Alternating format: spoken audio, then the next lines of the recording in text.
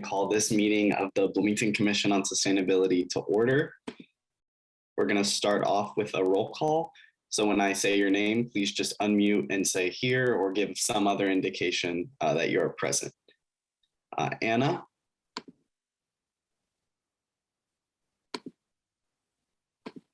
Anna?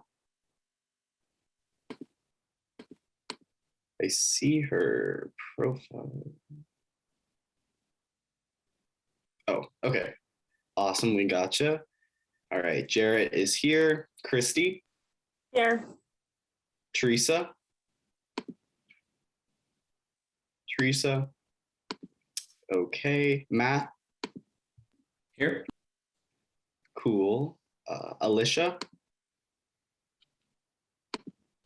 Alicia? Alrighty, Nolan? Here. Awesome. Jonna? Here. Cool. Colin? Here. Nice. Andrew? Andrew's not here. Okay. Shelby? Here. Nice. Najla?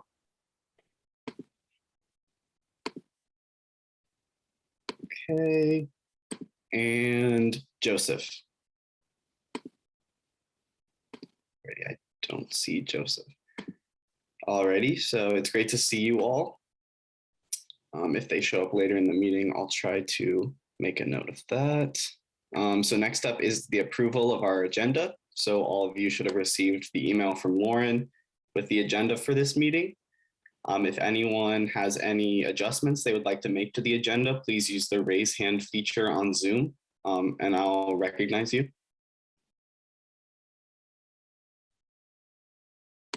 Okay, if no one has any changes they would like to make, I would entertain a motion to approve the meeting agenda. Second. Okay, so then we will do a roll call vote on this. So please unmute when I say your name and say how you vote. Anna?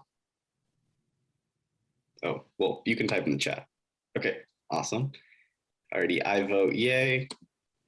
Christy? Yay. Matt? Yes. Nolan? Yes. Jonna? Yes. Colin? Yes. Shelby? Yes. Alrighty, and then just to check, make sure. Looks like Najla is connecting to audio, so we should be good. The agenda is approved for the meeting. So now we will move into public comment. So 3 minutes per person. If you are a member of the public who would like to be recognized, please use the raise hand feature and I will call on you.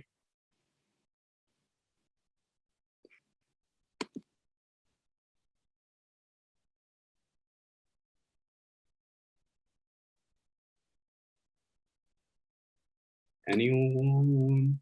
Don, do you wish to speak?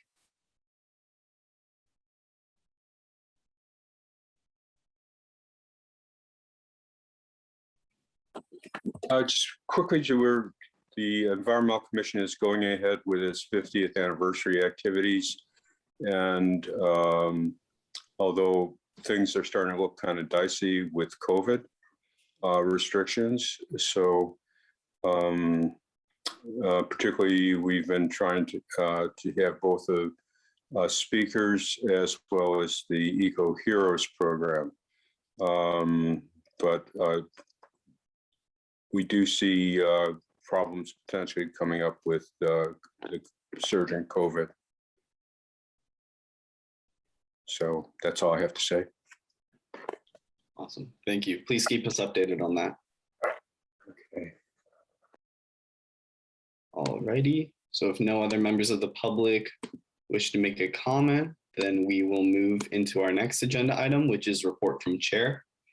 I don't have much tonight, but I would like to welcome our new member, Shelby. And Shelby, I would like to give you a chance to introduce yourself briefly, if you would like. So if you'd like to unmute and say something, please feel free. I am officially a townie. I've been here about 4 years now. Came for college, never left. I'm one of the directors of development at Chick-fil-A Bloomington East. I'm full-time there. My major was in political science, sociology with a minor in gender studies. And so I'm excited to just get back into some stuff I learned in school and really get back to the community that I'm finally officially a part of. Awesome. Well, we're glad to have you. Then we will move into the report from ESD. Lauren, if you would like to go. Sure, thanks, Jarrett. I have a couple of things that I wanted to mention that are coming up in August. I think one important one is that it will be this next month, August, the budget approval process. So each department goes in front of the city council to present their budget. That will be the week of third week. I think our presentation is on the 25th ESD. So if you're interested in hearing what each department has accomplished in the last year and what they're looking to accomplish in 2022, it's a great opportunity to attend if you're interested. And then trying to think if there's anything else. We're continuing to work on implementing new programs. So like I had mentioned last time in my presentation, we launched our Bloomington Green Home Improvement Program. We've had some interest, but want to continue to promote that. It is a financing opportunity for homeowners to look at creating structural improvements for their homes that will increase energy efficiency and reduce carbon emissions. So we're working on continuing to roll out new programs. I do want to speak a little bit later in the agenda about the new IPCC report. So I'll probably keep it short at this point. Thank you. Awesome. Thank you, Lauren. Next, we will move into our report from council. So if Councilmember Flaherty wants to take it away. Nothing necessarily super directly relevant to BCOS's work beyond some sort of broader city policy and funding things that are before council that of course impact sustainability more broadly, as most things do. So they may be of interest to the members of this commission, just as, or members of the public, simply as kind of larger policy issues at the city. And I think the big things among those at the moment are the continued consideration of annexation of various urbanized areas surrounding Bloomington. We have a second public hearing for that tomorrow evening, and we'll likely be voting, considering amendments sometime in the coming, potential amendments sometime in the coming month or so to some of those borders, and a final vote will likely take place in mid to late September. There is also an appropriation that the council is currently considering related to the American Rescue Plan Act and the first tranche of funds from that. It's I think about a $3.35 million appropriation ordinance that has already been discussed at a couple of council meetings and will be voted on soon. There's some really good programs in there, including things related to housing, lead in pipe detection program with City of Bloomington Utilities, some other good things too. I'm not going to list them all now, but encourage you to check that out as well and be thinking about future ARPA initiatives and directions if the commission's interested in following along and or weighing in on some of those things. And then finally, as Lauren mentioned, city budget continuing to be planned for and kind of progressing through that legislative process. We'll hear, departmental budget presentations in late August and continue to work with the mayor and his administration and department heads to incorporate council member priorities and feedback where possible and where appropriate. And I believe final votes or consideration of those appropriation ordinances will start maybe the last day or so of September, but into early October. So those are sort of the timelines on some of those major legislative initiatives at the city, which may be of general interest. And I think that's all I've got for this month. Thanks. Awesome. Thank you, Matt. And thank you for sending those links, Lauren. Yeah, no problem. So now we will move into new business. So first up on the agenda and new business is the IPCC report. And Sure. Lauren, if you want to present. Sure. So I just added this to the agenda because it's was published recently, and while the entire report is very technical and synthesizes about 14,000 different scientific studies, it is of relevance not only to this commission, but the public at large to continue to stay updated as to what the most recent science updates are about climate change. And there's just a couple of sort of main points that I wanted to point out from it, and they're not in contradiction to anything that we've thought was happening previously. I just think it underscores the urgency of the challenge that we have ahead, not only for Bloomington, but globally. So some main things, and again, the report's about, if you were to read the whole thing, about 4,000 pages long, but the recent technical report really just emphasizes that it's unequivocal that climate change is caused by humans and burning of fossil fuels. And I think that's become increasingly more evident to the general public this summer as the prevalence of wildfires and flooding, and even here in Bloomington, some flooding events have emphasized to more of the public that this is an urgent threat. The other thing that the report really emphasized is that these are happening because of climate change. The attribution science has been more difficult to pin what's an extreme weather event versus specifically related to climate change, but the scientists have a consensus that when we see things like the massive wildfires in the West right now, it is extremely unlikely that those would happen absent climate change. And the other thing that is really challenging was basically whatever scenario we're in, there will be sea level rise, but our degree of action in the next years will really determine how severe that is. And that, of course, is important because a lot of cities are in low-lying areas. And so it presents a threat not only to like communities like ours that maybe not close to the sea, but like areas that were developed close to the ocean are going to be even more severely impacted than we might have thought in the past. And that's essentially, to this point, we're locked into a certain amount. So whatever our sea level rise is, that's irreversible, but can be worse depending on what degree of reduction we end up achieving. So I guess there are plenty of things that we can do about this. And I think it's important to continue to look back on planning documents and other things that the city and community have come together to look at specific solutions. So all that to say, like, that is definitely something that is of great concern, but I think that we need to focus more on climate solutions rather than just the reality only of the situation that is at hand.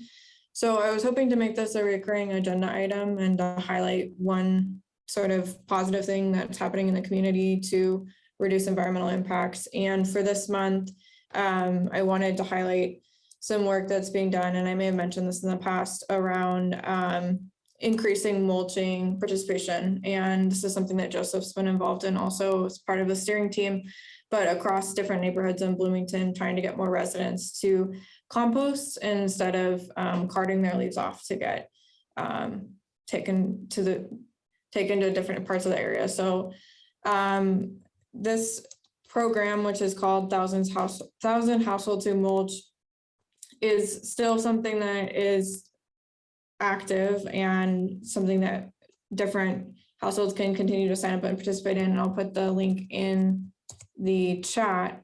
But it is something that, with the impacts of composting being really important in terms of carbon emissions and methane, we can continue to look at reducing our emissions. And I would hope that we can continue to see examples like this where people are out there trying to do something concrete and tangible to look at their own impacts and to drive down their own contribution to this problem. I understand that that's a small part of what the larger story is here, but as we look at specific examples of things like that, where we have our climate action plan and are looking to implement it in coordination with continuing to invest in solutions. And as a community, we can continue to try to work on addressing this problem, which will be one for many decades, the rest of our lifetime. So just wanted to open the discussion about that report. There's been a lot of news pieces about it as well, and whether increased focus on climate can continue to be part of the agenda of this group. I know that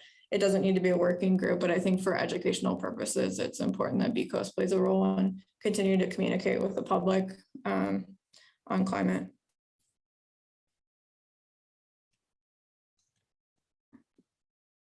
Yeah, thank you for that, Lauren. Yeah, like Christy has demonstrated, if you want to speak, please raise your hand and I'll acknowledge. So Christy, if you would like to go first.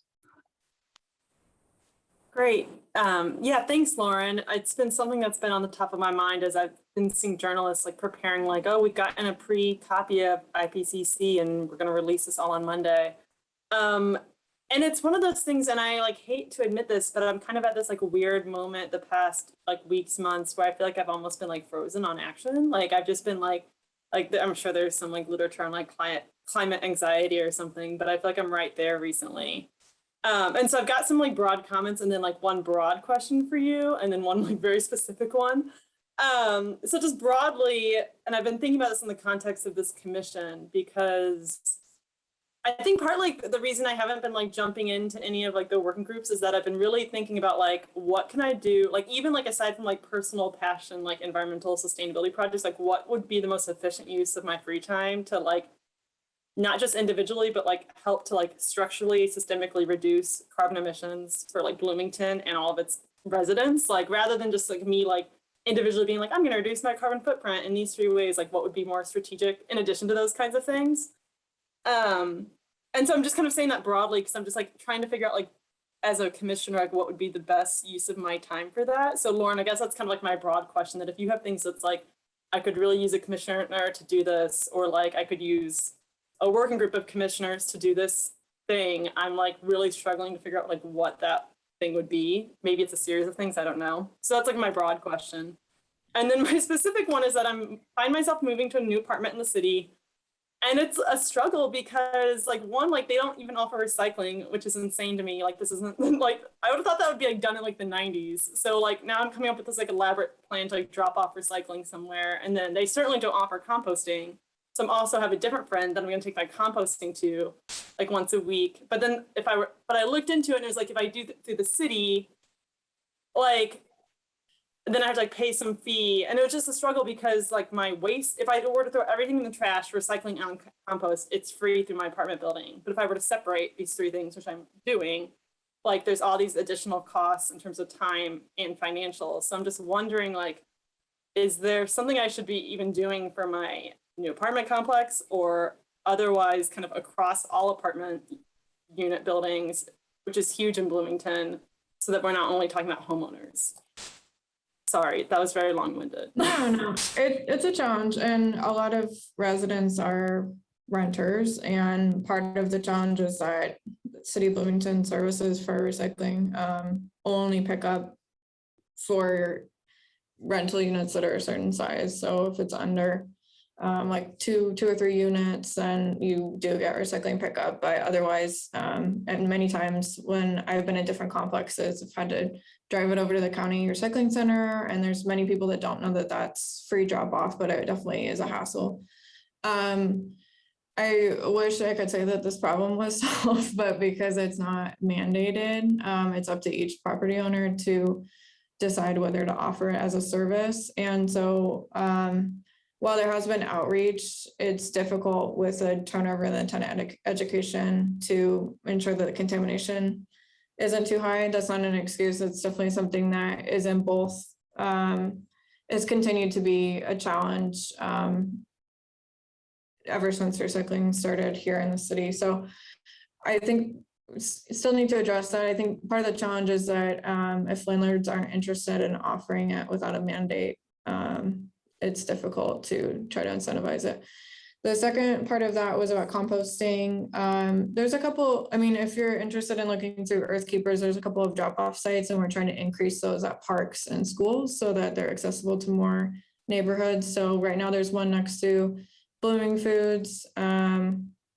And so you just pay for a subscription and then you can drop it off at any time convenient to you. I've done that where you basically have to source separate it and then keep it, which isn't great, but then I know other people that have managed to compost if they have a balcony or something in a container. And then to what is the best use of your time, I think I know that the working groups, some of them have been active and some of them have not. I think that for me, the connection between this commission and the community can be strengthened, and it's been difficult to find ways to do that during COVID. It's unclear how much longer we'll have to be virtual, but I liked the idea last time about having a speaker, and if there was a topic where we wanted to invite someone to speak and then do a live stream on social media and have a commissioner organize that, we could continue to do that every couple of months moving forward. And if we're able to transition into a live format, I think the educational connection between this commission and the rest of the community who's looking for ways to productively engage on this issue is important as well, because otherwise I think it's a good body that exists in between both city council and administration and the rest of the public, and bringing issues of concern of the public both parties.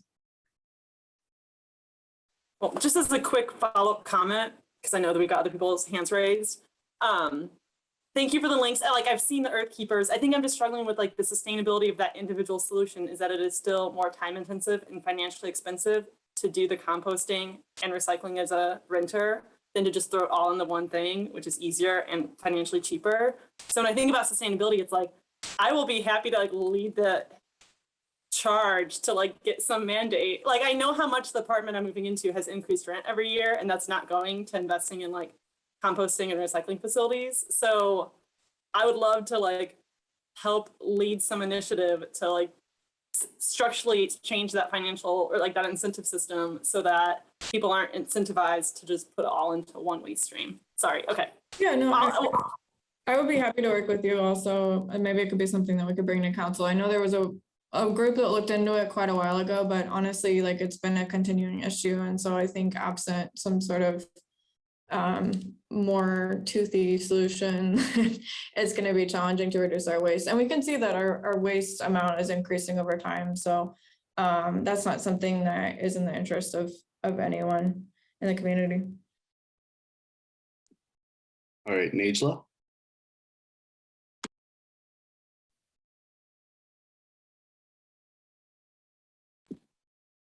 I don't think we can hear you, Najla.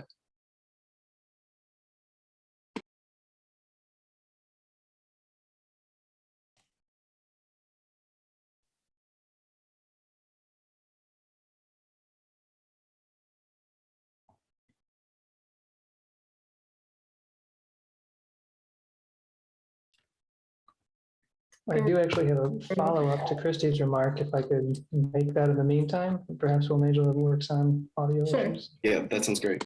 And I just wanted to mention, Christy, that with respect to your broad question about what commissioners can do, that's precisely, I guess, my personal approach has been attacking waste, since waste represents losses for so many things, not just in emissions, but all resources everywhere collectively. So that's exactly what the objective of the waste reduction working group was. And within that, specifically to your specific question, is I was conducting a poll last fall on multifamily housing complexes about what their barriers were for recycling services to their tenants. And I reached out to, I want to say around 30% of them last fall, and had just not followed through with the project on account of other activities. But really the impetus was to figure out what the barriers are and then try to use that specific information to come up with targeted solutions for bridging them, rather than, when you're talking about doing it systemically, to really figure out what the biggest hurdles are and then what we can do to collectively resolve it in terms of figuring out who their waste haulers are, and if it's cost or space reasons, to come up with solutions for exactly those to help make it more reasonable for them, more desirable for them, and incentivized to do so.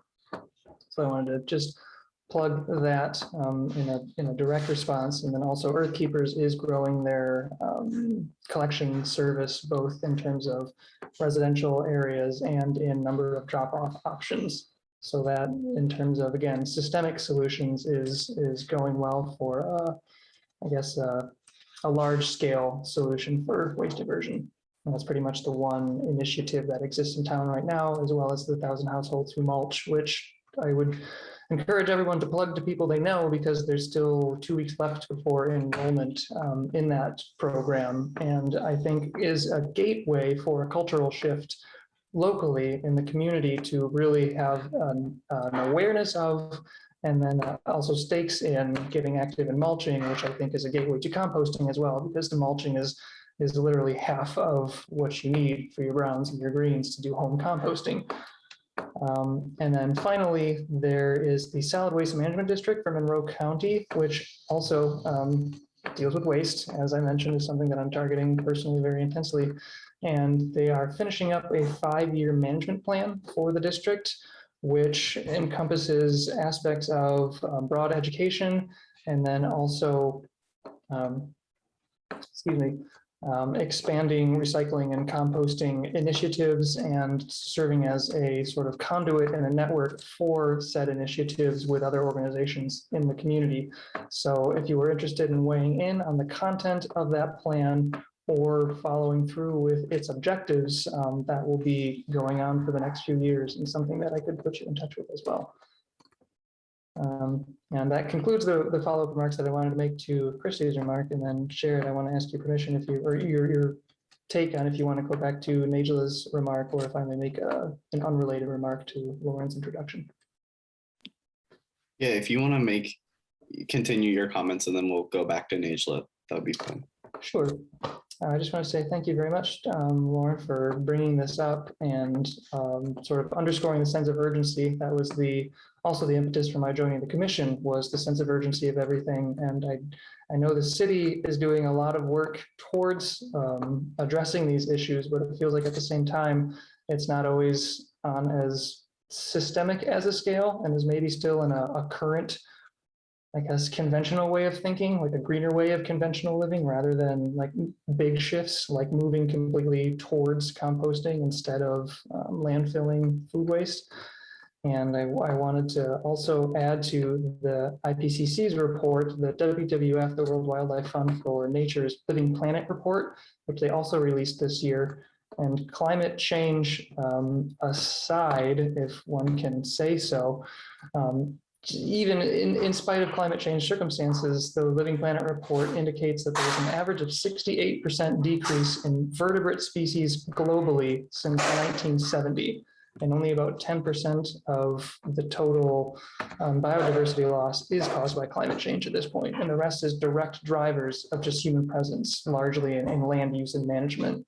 So that's why I think it's also really important to target things in the whole waste and land use categories as well, because even if climate change weren't happening, we're still tanking biodiversity just from day-to-day normal life operations. And something I just also want to mention to the commission in terms of reflecting on ways to have impact and make serious change is that while climate change, I mean, is obviously going to grow the most in the long term, there's still a lot of non-climate related work to be done as well. And that concludes my remarks. Thank you.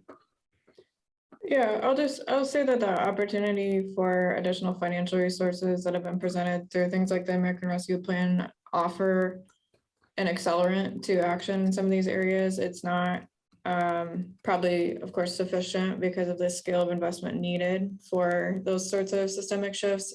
But I think that's when Matt or I are mentioning opportunities to attend a public meeting, even if you aren't able to go, if something is catching your eye that's on the agenda, you can also write to your council member and advocacy for that item. So for when, if you're particularly concerned about lead pipes, for instance, or other types of investment that are within those categories, then a quick email makes a lot of difference as well. So we can always do more, and I think we will continue to try to. So onwards, I guess.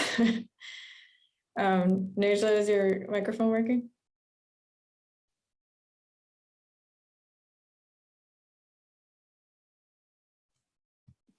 I can email you the phone number and we can see if you can call in so we can hear you. Just, I'll send it to you. Alrighty, and while we're waiting for that, Colin, if you would like to make your comment/question. Hi, everyone. Can you hear me all right?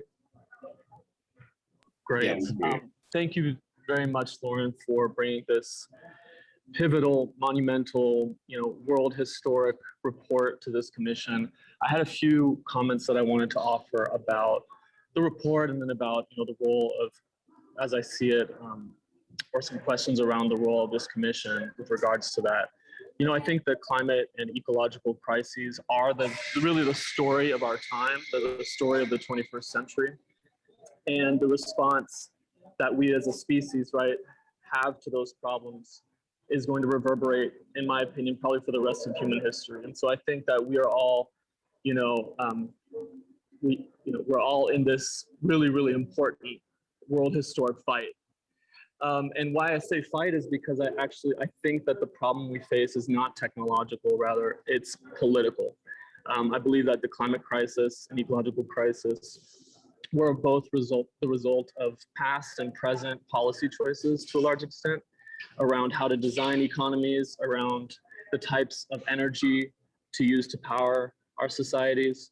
And I believe that because it's a political problem, there are actual culprits and there are victims, and that the culprits are the capitalist class, the fossil fuel companies, the CEOs who have essentially for decades put their profits, their short-term interests above the thriving and survival of humanity. And we've seen that through the Exxon scandal, that their scientists knew about the climate crisis 60, 70 years ago.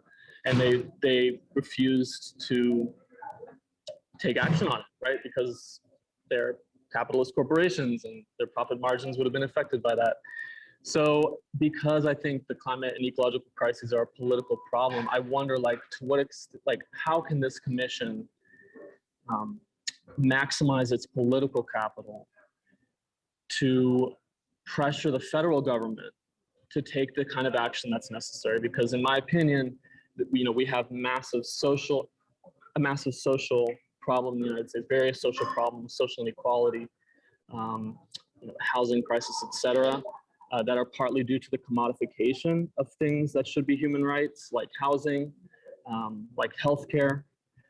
And I think that, we also have these environmental and ecological crises. I think that we can address both solutions at the same time and create millions of jobs in the process. But I think that really the onus is on the federal government, right? As a city of 85,000, we can only do so much. I mean, it's our due diligence, I think, to try and close the loop, to make circular economies in Bloomington, to build out composting and recycling and do our best with climate mitigation and adaptation. But ultimately, we live in a country of 330 million people, and it's the 4th largest country in the world. And so,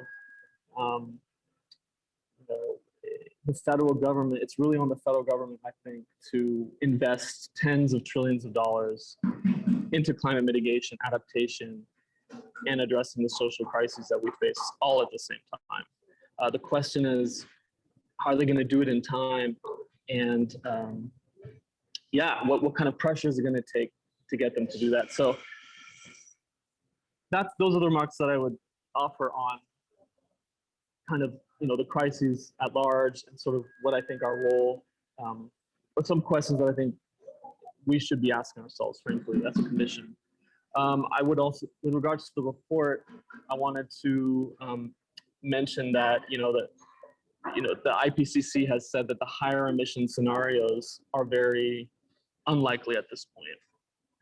But though that I think is significant, I wanted to lift up, the voices of African diplomats, right? As early as 10, 12 years ago, who said that a 2 degrees Celsius global temperature rise would be a, quote, death sentence for Africa, right?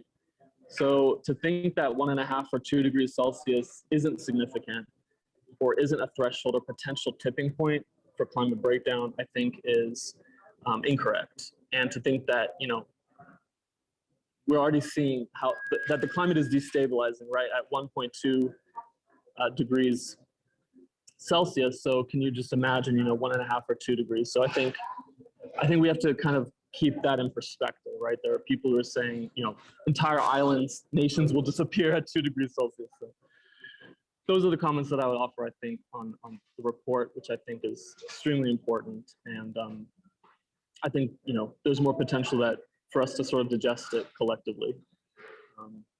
And that, I think, concludes my remarks. Thank you, everyone.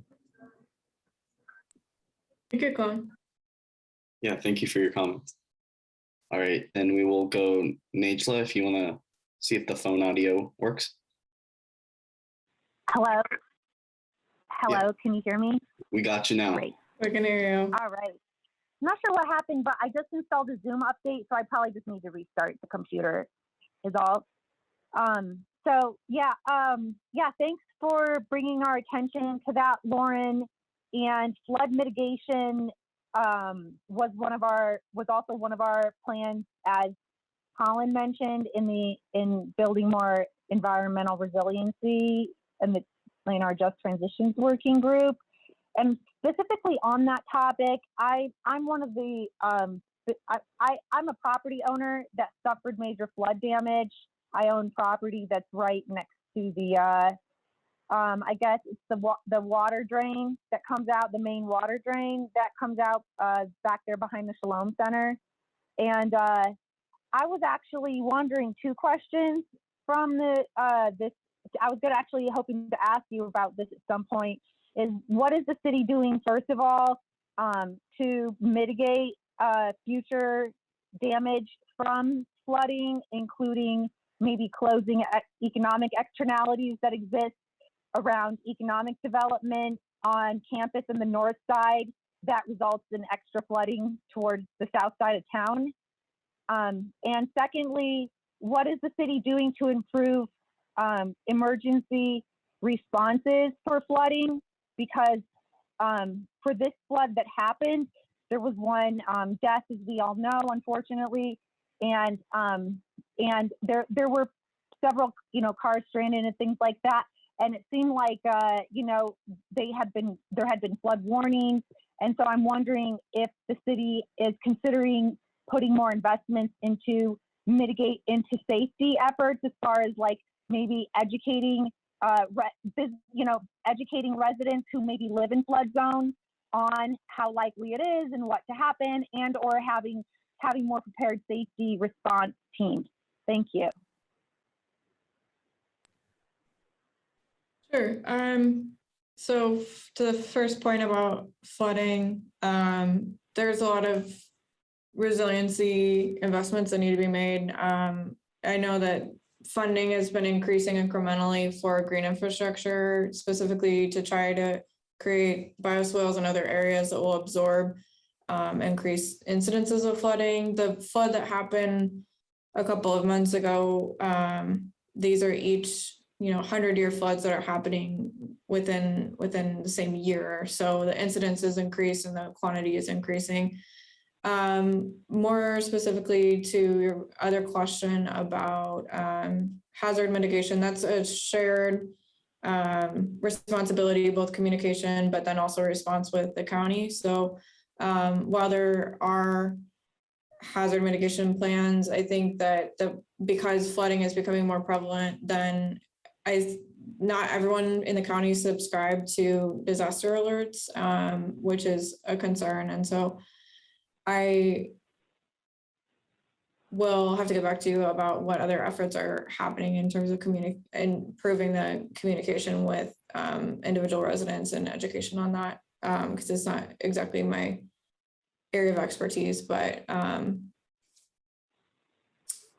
have you heard of anything?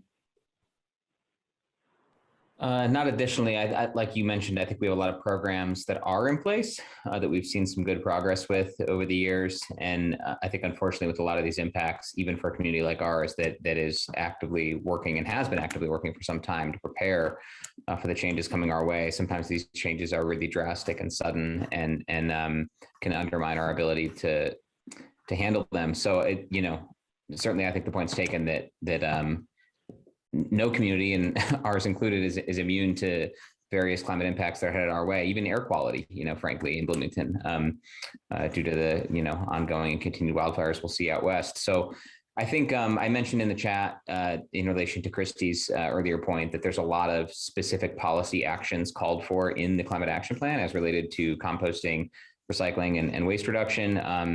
And I know from my perspective on council and as a passionate advocate for climate action and resilience and preparedness, I see that document as needing to guide a lot of what we're doing. It doesn't mean that we can't do things that are outside that, but quite often when folks want to plug in on various things, we have a direction to go with a lot of these things. And even if they're not perfect, or even if they're only going to get us 50 or 60 or 80% of the way there, I think implementing and following that plan to the best of our ability in as quickly as a time frame as possible is one of our best paths to success here in Bloomington on the climate front. And I think that's probably true when it comes to that and the sustainability action plan, of course, that preceded it and is still in effect. So I think those plans I look to when it comes to how to prepare and how to do better on some of these fronts. And that can include preparing for the impacts of increased precipitation events and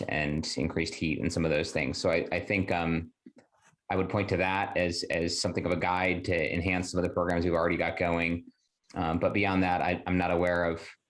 I'm certainly open to I think it's probably true that, and this is probably true in most policy areas, there are gaps, there are things we'll learn as these impacts happen, ways in which we need to improve, including disaster preparedness and communication among residents of the city and county. So I think there's always lessons to be learned. I appreciate Najla bringing those up, but I can't say I know more offhand than Lauren does either about what types of lessons or feedback or possible changes we'll see from city and county actors that are tasked with some of that communication and disaster response. But I think we need to keep thinking about it. I appreciate you bringing it up, Angela. And I think that's it from me on that. Just as a quick follow-up, I understand, of course, that global warming means we're having more flooding than usual. But there's also a human component in this, which is increased development, especially on the north side and on campus. And then that leads to the water runoff where it is, which is on a different side of town. And as I mentioned before, this is a bit of an economic externality. And I'm wondering two things on that as far as are any kind of, mitigation economic incentives or anything, any kind of program being set up where the developers would be paying, because what they're doing is increasing water runoff, right? When you develop, you increase water runoff. Usually you harm erosion, you create more erosion, things like that. And then secondly, is the city planning to invest in improving its storm runoff infrastructure so that the creek doesn't overflow? Next time, or, making sure that our storm runoff drains are we going to expand them to be able to handle this increased runoff rather than just accept that we're going to have to flood all the time now? What's the city's plan for infrastructure? I think there was about 3 million allocated for green infrastructure. So there is investment happening. I'm not sure about your particular area and the water drain off, but if you are building a new development, there are rules about impervious surface and water runoff. But again, it's not the same. I mean, an area that's undeveloped will retain and process more water than a development, that's for sure. But I think I can give you better answers to both of your questions if I have the opportunity to come back and answer them next time. I'll briefly follow up if that's okay as well. Just that I wouldn't say that these things aren't being thought about or invested in. They are. Part of the updates to the Unified Development Ordinance, the code that governs development and redevelopment, has impervious surface requirements. When those are changed or altered for one reason or another, it's in the context of only when there is a plan, in my experience on the council anyway, only when there is a plan to adequately mitigate, collect stormwater runoff from the property. For instance, we had a planned unit development off the northwest side of Switch Park that slightly exceeded the code's impervious surface requirements not long ago, and we made sure that they will have a retention basin underneath the parking garage that's part of the townhomes and multifamily dwellings that will retain that water. Two, even though it's next to a park, so urban heat island will not be a major issue there. They will also have a white or green roof of some kind to mitigate those types of impacts from development. So it is thought about carefully in city code, as well as when we alter from code to do planned unit developments, which also come with other benefits like affordable housing. And you're certainly right, Angela, that more development has the potential to increase runoff, but in a community that's growing and desirable like ours, the risk of not redeveloping and not adding housing is both sprawl and pricing people out who can't afford to live here anymore. So, I would say from a development perspective, city code and the rules we follow for planned unit developments do a pretty good job trying to account for those things. When it comes to stormwater infrastructure, I don't know enough offhand, except for that, Nolan might actually, given his job in City of Bloomington Utilities.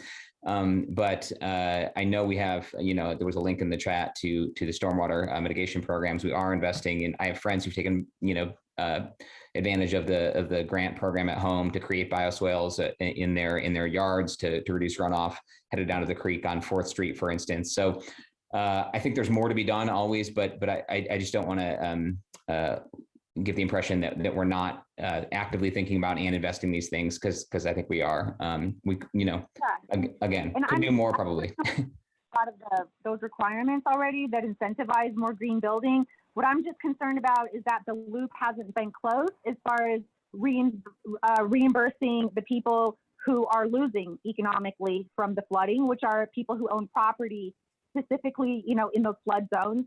That's what's not happening, because I know that my renters, frankly, who live there, they lost a lot of their possessions. Me and my business partner just lost, amazing business. Basically all of our business worth in one of the buildings, and there's no investment coming, there's no funds coming from anywhere to close that loop. So that's all I'm going to say on that topic.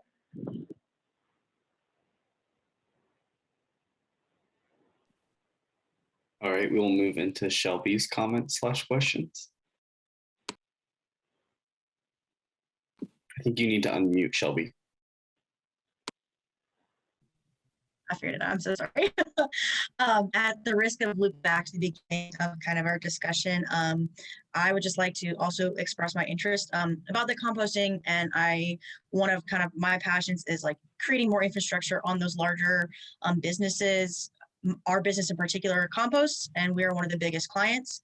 And so just having us as a customer meant that they had to expand and grow. And I think anytime we do that, makes things more accessible to a lot of other people. For example, maybe apartment complexes in the future. So if we do decide to dig into that a little bit more, I know you mentioned, Mr. Matt, that there was the developmental piece that Bloomington already has. I would love to be thrown in with that.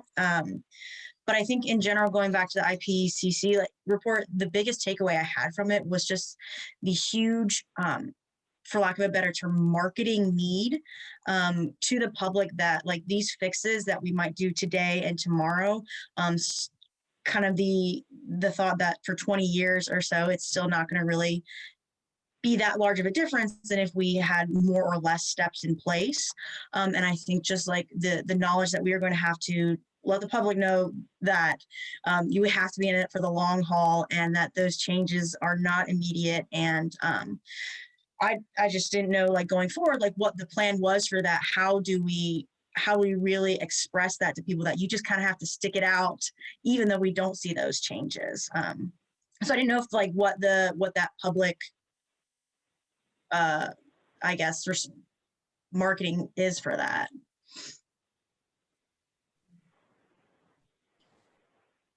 Outreach to the public and letting them know what they can do, even if they don't see the final impacts of what we're doing now.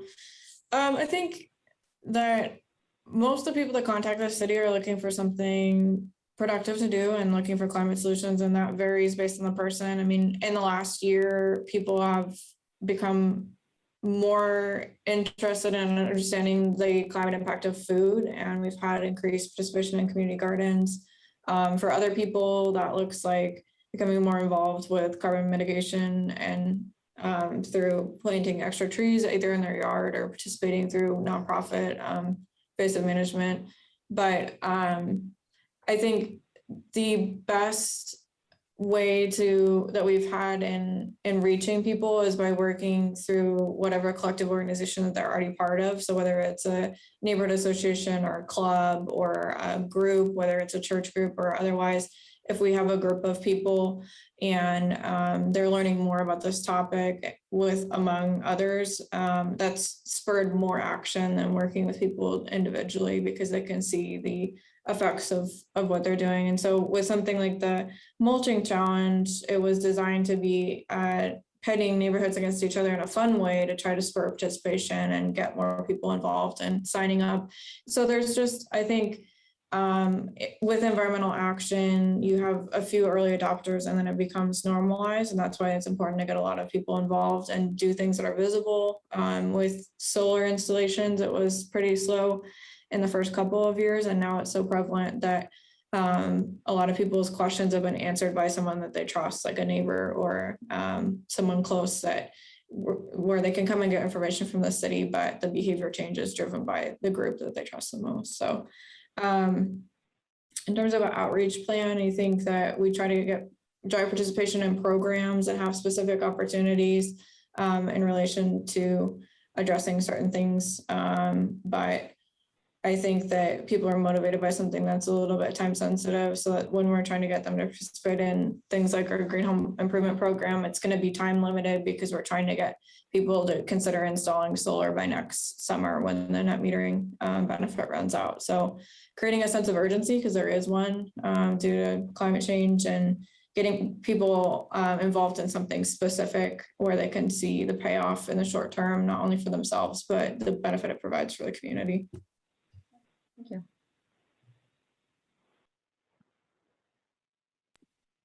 Alrighty, does anybody else have any comments on this topic before we move on? I thought it was a great discussion. Thanks for putting it on the agenda, Lauren.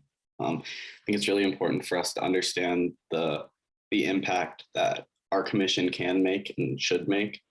We are, a body that, is supposed to help advise the mayor's office and the city council. So I think that, whether we choose to be, work more informing working groups and working on these problems, or writing a resolution for the city council, similar to how we did with housing, I think that there are a lot of avenues that we can pursue. And I think that something that I took away from the IPCC report was that, while I agree with what Colin said about how I think it is a policy failure in not going bold enough on climate, every little thing that we can do and get accomplished does have an impact and will ease suffering in the future, even if it's, a 0.00 something degrees Celsius change in the temperature increase, like that affects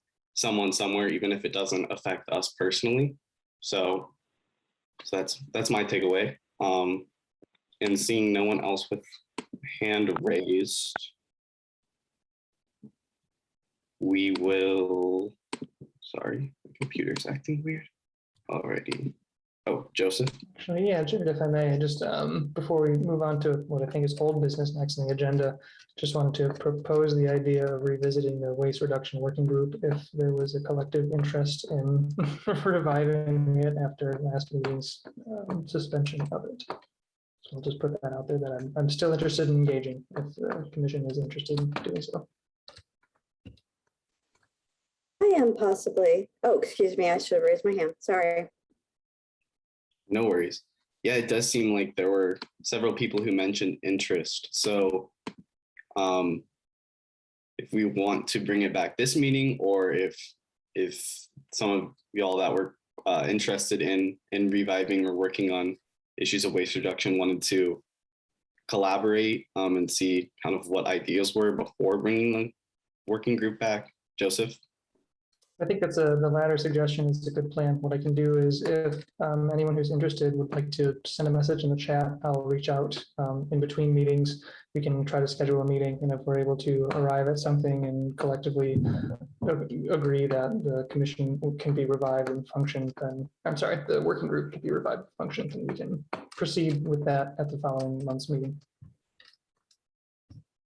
Awesome. Yeah, that sounds great.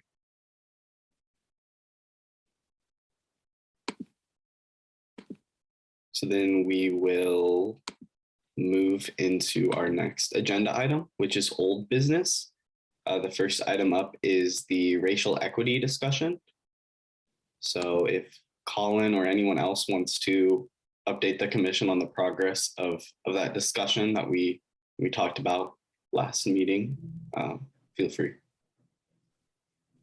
Sure, thanks, Jared. So the progress made since our last meeting was that I sent an email to Colin Miller, who is one of the senior associates at Environmental Justice Solutions, which is the consulting firm that wrote the racial equity impact analysis or assessment for the City of Oakland's climate action plan. And so I did write him and I texted him, and I hadn't heard back, but I finally called him yesterday, and fortunately I was able to get in touch. So he said that he would agendize our tentative, like the idea for his meeting with his company, with that consulting firm yesterday. So what I told him was I didn't want to put together the proposal really until we heard back from them that they would be interested, or that they wanted to see a proposal, if you will, so they can make a decision. So I haven't begun drafting that yet, but I'm going to be in touch with Colin to follow up later this week and see if they were able to have a discussion and come to maybe a decision or next steps as the firm. So I told him that a ballpark time frame might be November to have this potential meeting, and he was pretty firm about wanting to do it virtually as opposed to flying to Bloomington for a 1 hour presentation or so. And I told him about 30 to 45 minutes presentation, 30 to 45 minutes Q&A. I hope that's okay with everybody, but we'll flesh all that out in our proposal to this commission, which the commission will be welcome to vote on. And I'm happy to take questions. Awesome. Thanks for that update, Colin. If anyone has any questions, you can raise your hand. I'll raise my hand. I had a quick question for Colin. So we have a little bit of funding set aside for commission support, and if the speaking fee exceeds $500, just let me know and we can decide as a group whether that's a good investment. The year is getting closer to being over than beginning, so I don't see another particular use for that aside from this opportunity to have this environmental justice speaker. So I'll be happy to try to find another budget line, perhaps under like sustainability supplies, to try to support that, because I think it would be a great opportunity. And I mentioned it to IU Office of Sustainability, and they would be interested in perhaps being a sponsor or participant in the event if we can get it set up. And if that speaker doesn't work out, I think we can look for another alternative, but I think it'd be great to have something scheduled by the end of the year. Really, and thanks, Lauren, for reaching out to IU, and that's good to know. So $500 is the threshold or so, it sounds like. Yeah, if that works. I have no sense of,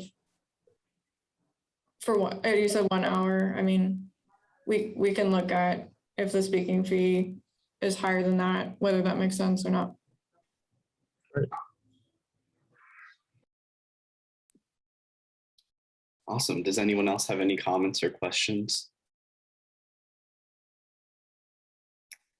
Okay, then we will move on. Does anyone else have any old business that they would wish to discuss? Okay, seeing none, we will move into our. Oh, yeah, go ahead. Sorry. Sorry. I just wanted to report out on my inquiry into the Wapahani Bike Dam removal. If we have the time, is that okay? Yeah, absolutely. Go ahead. Because I had started that inquiry a couple months ago because I wasn't on the commission when that decision had been made. And I'm not sure if our commission discussed it, frankly. I think it was put in front of the Environmental Commission, and maybe maybe the Parks Commission. I'm not sure. I think our commission should be involved in those decisions. But anyway, I wanted to find out what had happened in that decision making. And I did find out that a private firm was hired in Indianapolis, an environmental engineering firm, and they had recommended to remove the dam to transform the park into a stream wetlands habitat. And that would have a net overall improvement for environmental health over the lake that used to be there. And when they just told me this, I thought, well, this is really interesting, but I'd like to know why. Why is it a net environmental improvement to have a stream wetlands over a lake? Because that's not obvious to me anyway. And so I found out that two things made that possible. The global warming has in fact made a lot of freshwater lakes less healthy, more toxic, more algae blooms. And secondly, there's a lot of agricultural runoff pollution in Indiana, and very specifically, that lake had pollution runoff from the highway as well coming into it. So that lake was just apparently very polluted because of water runoff issues, pollution runoff, and global warming combined. Apparently, it just wasn't healthy at all. And so the way that it's been addressed is they basically removed the lake that was there, removed the dam, made it a wetland. And they also cleaned up a lot of the trash that was there, which I'm not sure why it wasn't cleaned before. But anyway, I'm satisfied that the right decision was made for the environment. Oh, the other thing is that wetlands are a better natural protection against floods than lakes, because lakes can quickly overflow their banks. And the wetlands acts like a sponge that we were talking about earlier, that Lauren and Matt mentioned, that whole sponge effect. So anyway, I completed that inquiry to my satisfaction, sent the details to everybody in an email, and I just wanted to get it on the record that I think that inquiry's over. Does anyone have any comments or questions on that topic?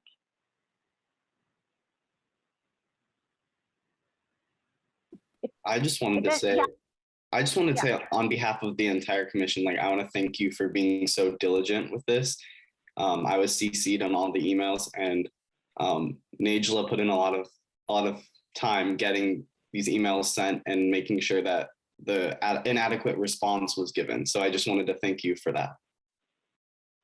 Thank you. Yeah, and I guess I kept thinking, like, are there any lessons we need to know from this? Maybe one would be to make sure that our commission specifically would be contacted in those kinds of decisions, not just the Parks Commission and the Environmental Commission. And the only other one would be, are we currently tracking and aware of current water pollution runoff happening around our city? And making sure that other waterways aren't being similarly destroyed. I mean, we don't have a lot of lakes in this area, but are we tracking it and making sure that the same thing isn't going to happen to them in a couple of years, and we're going to have to take them, yeah. So those would be my two, I guess, if any lessons learned from that. Thanks, guys. That's the end of my old business. Awesome. Thanks so much for that report. If no one has any questions or comments for Najla or any new old business, then we will move into working group updates. So currently the only working group that we have that is active is the Just Transition Working Group. So if a member of that working group would like to update the rest of the commission on the progress that you all have made since our last meeting, that would be great. I have a report to give. Awesome. Go ahead. Okay, thanks. So the working group is made up of myself, Colin, Jana, and Alicia, and we have decided to follow, as Colin suggested, the premise of the Just Transition Alliance, which is a movement started by Indigenous groups that recognize an urgent need to transition our economies towards sustainability and social equity. And we have decided to take a systems approach to evaluating the best policy ideas to maximize impact regarding economic and environmental sustainability in our community in a human-centered way that prioritizes the security and well-being of our most formerly excluded and marginalized citizens. We have chosen to study the Cleveland model primarily, as well as to include other ideas gathered by our working group members from elsewhere that may be appropriate for our community's particular concerns. In addition to taking a legislative policy approach, we also plan to consider how the major institutions and economic actors in our community might help lead the efforts toward a more just transition to a sustainable local economy. Did I forget anything, Colin, that you want to add, or Jana, or Alicia? Or any questions? I think you nailed it. Thanks, Nidla. Thanks. Are you guys also meeting on the 17th if you want to invite anyone else to attend your working group meeting if they're interested?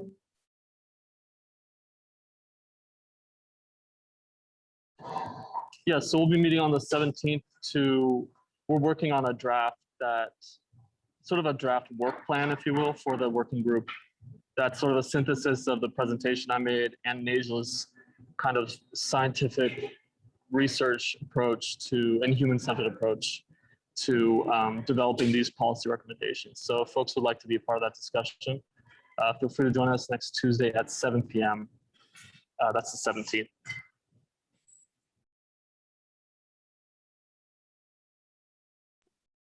Awesome. Thank you all for that. And like I said, this is currently our only active working group. But as we talked about earlier in the meeting, if you're interested in potentially joining a newly formed waste reduction working group, please contact Joseph. Alrighty, so that brings us to the end of our planned agenda. If anyone has anything else they would like to discuss or ask, please raise your hand now before we move to adjourn. Yeah, Joseph. Yeah, I would just like to note one more time, I had referenced earlier the World Wildlife Fund for Nature report, the 2020 Living Planet report. That's something that I would really encourage commissioners to read, at least the executive summaries of. The tone has changed a lot from the 2018 report, it's a biannual report, and I think similar to the IPCC report. It's giving a lot of important warning signs, but with a much more biodiversity centered focus than sort of global climate change. And again, there's a lot of content about drivers for that aren't even climate change related that I think are still really valuable to be aware of when thinking about how we can make personal and community driven decisions to mitigate those impacts. Thanks. Yeah, thank you, Joseph. And Najla?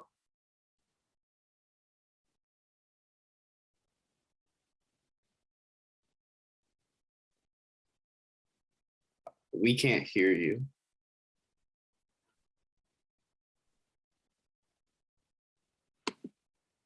Okay, great. Can you hear me now?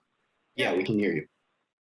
Oh, yeah, and also, I'm actually really interested in, reviewing the city budget as Lauren had suggested that we might do. And I was wondering if we might consider restarting the policy working group that we used to have in this commission. And if anyone else is interested in sort of being, trying to stay on top of the most relevant, maybe Matt, who's our council member Flaherty, might help us, focus on like what he thinks the most relevant items under consideration by the council or, could be. But I personally would be interested in rejoining a working group focused on current policy and the budget, I guess, would go with that. Would anyone else be interested in that?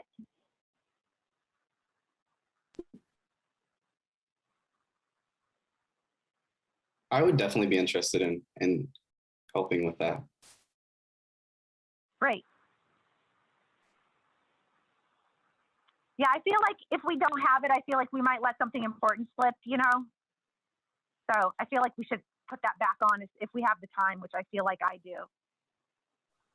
If anyone would like to hold a meeting and use the Zoom license, just let me know the date and time so I can start it for you. And then we can do a meeting notice and allow the public the opportunity to attend. So I'm with the one on the 17th, it's posted on the city calendar and it's a Zoom meeting, but we'll just stay flexible as things move forward. Awesome. Thanks, Lauren. Shelby? I think you're still muted. Sorry. Okay, sorry. Just want to clarify, the proposed working group would be to take particular policies that are in the works and analyze those, correct? Like, I'm not misunderstanding. Yes. Yeah, Okay. we used to have this policy. We used to have this working group, which is why I didn't go into enough detail explaining it. But I'm sorry, I should have. That's okay. You knew.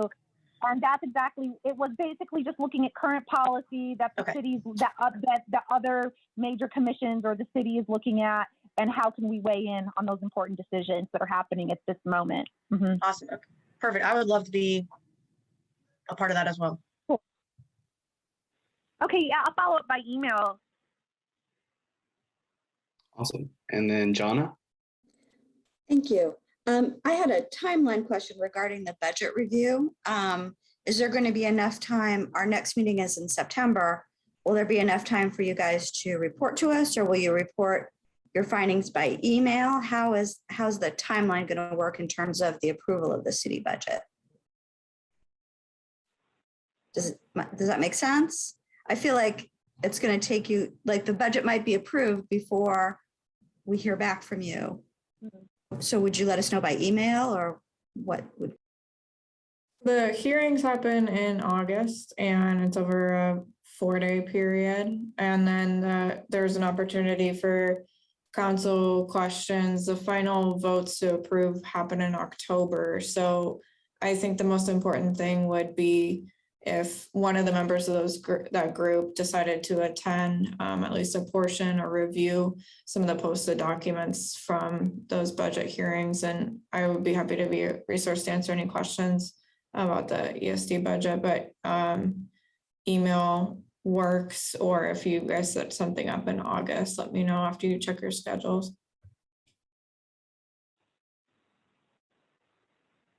Awesome. Alrighty, well, seeing no other hands, I will entertain a motion to adjourn this meeting. Second. Did anyone make the original motion? I move we adjourn. Original motion. Awesome. Alrighty, this meeting is adjourned. Our next meeting is on September 14th at 6 p.m.